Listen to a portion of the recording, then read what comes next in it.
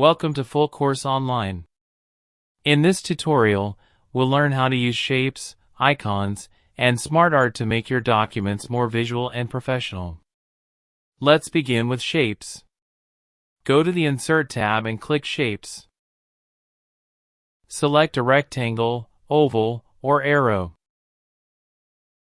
Then click and drag on your page to draw the shape.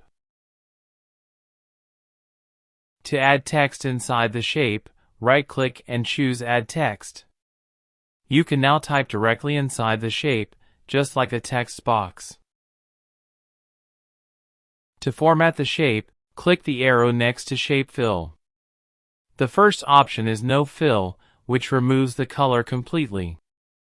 The second option gives you more colors to choose from.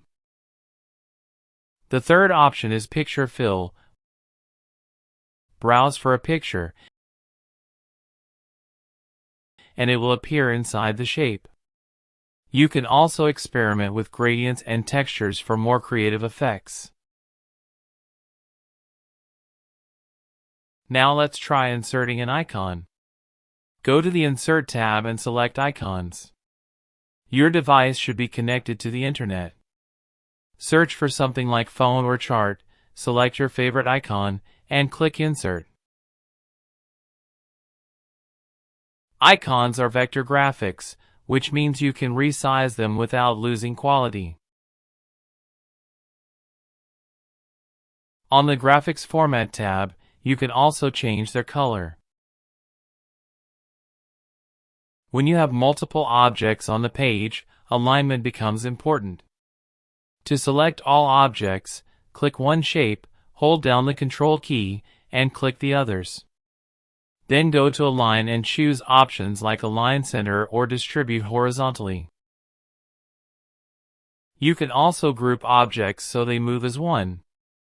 Select all the shapes, then choose Group. Now you can drag them together as a single object.